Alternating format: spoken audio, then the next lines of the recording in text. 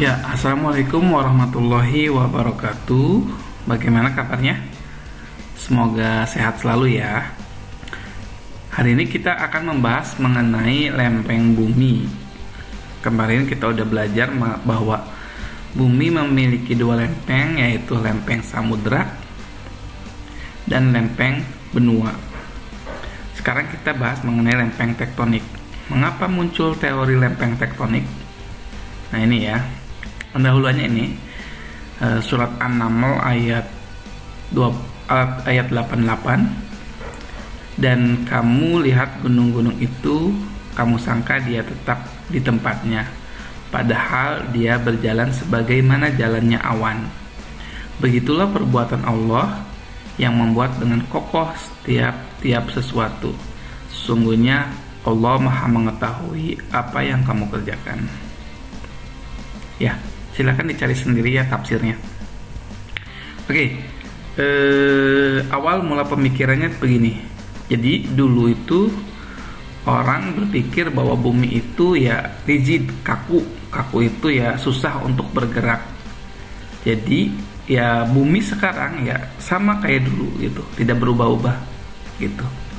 Jadi bumi yang ada sekarang ada 5 benua tuh, Asia, Afrika, Amerika, Australia dan Eropa, itu ya udah kayak dulu gitu, tidak mengalami perubahan. Tetapi setelah ditemukan benua Amerika nih, ternyata antara benua Amerika dan Eropa itu terdapat kesesuaian morfologi. Kita tahu bahwa penemu benua Amerika itu siapa? Christopher Columbus gitu ya, yang Christopher Columbus dari Spanyol, jadi orang Eropa. Dan setelah diamati ternyata hewan-hewan ataupun tumbuhan dan morfologi pantainya itu ternyata memiliki kemiripan antara Amerika dan Eropa. Nah, inilah awal mula orang berpikir atau ilmuwan berpikir bahwa dulunya benua Amerika dan benua Eropa itu menyatu, tidak terpisah seperti sekarang.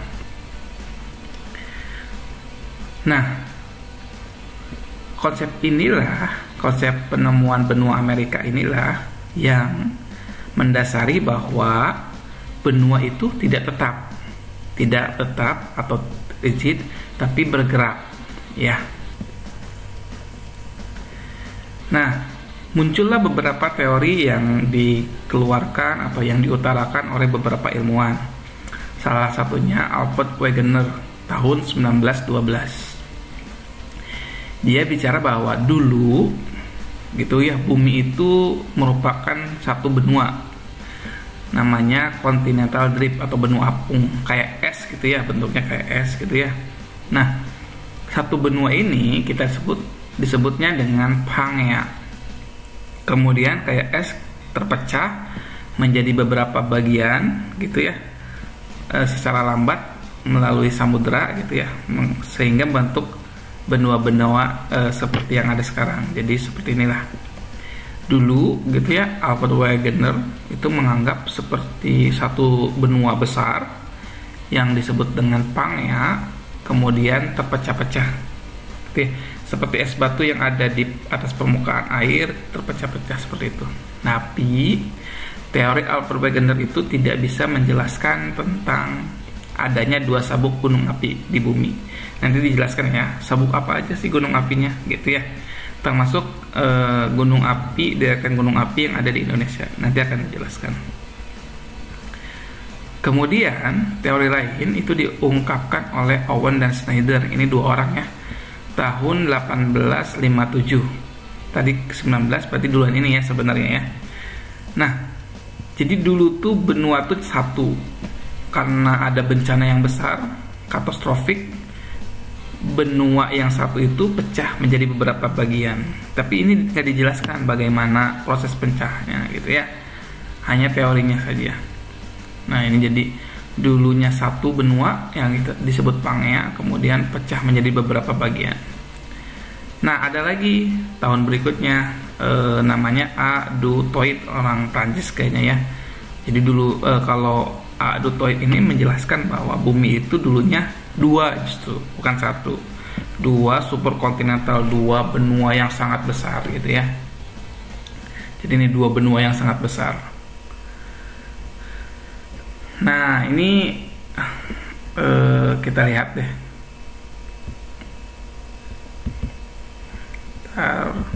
Bisa nggak ya?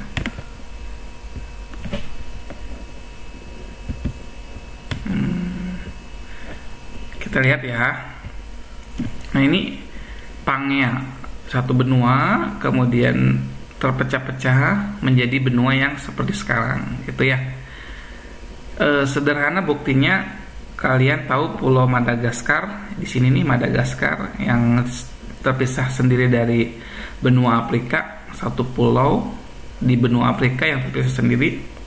Itu kalau diamati lambat laun itu dia berpisah atau menjauh dari benua Afrika ya, menjauh dari benua Afrika, walaupun gitu ya pergeseran tiap tahunnya itu kecil berapa sentimeter gitu ya, nanti kalian bisa cari. Nah ini salah satu sekarang yang membuktikan bahwa terjadi pergeseran dari lempeng benua ya. Kemudian pada tahun 1920 Arthur Holmes, ilmuwan dari Inggris, menjelaskan bahwa di bawah bumi itu ada bagian padatan dan dengan inti cair. Jadi bagian kerak bumi, kan tadi ada dua kerak ya, kerak benua, kerak samudra, kerak bumi, itu di bawahnya ada bentuknya cairan ya. Nah seperti ini. Nah ini kerak benua, kemudian di bawahnya cairan gitu ya. Nah cairan ini yang menyebabkan terjadinya arus konveksi. Kalian tahu ya arus konveksi kayak seperti di masak air gitu ya, yang dipanaskan itu bagian bawah, tapi seluruh bagian air yang atasnya juga ikut panas. Mengapa? Karena yang bagian bawah ketika dipanaskan itu akan naik ke atas karena densitasnya berkurang. Kemudian yang bawah densitasnya masih tinggi atau kerapatannya masih tinggi, itu turun ke bawah. Jadi nanti akan berkurang lagi, muter lagi dan seterusnya. Itu namanya arus konveksi. Perpindahan panas, zatnya juga ikut berpindah ya.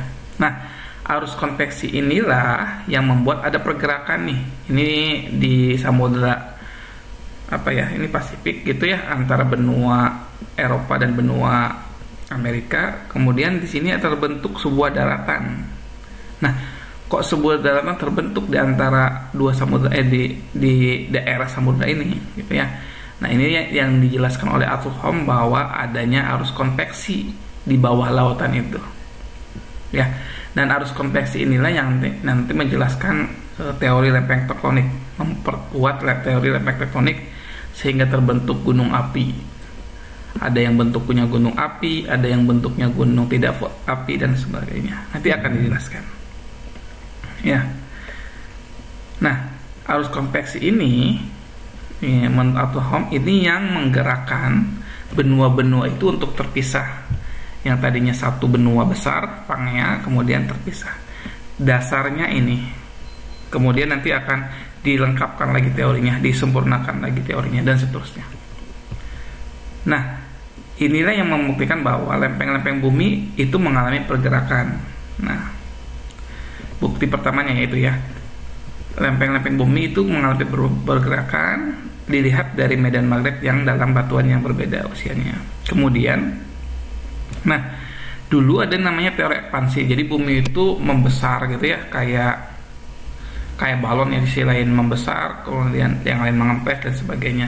Tapi justru teori ekspansi inilah yang memperkuat pengembangan teori lempeng, tektonik lempeng ya.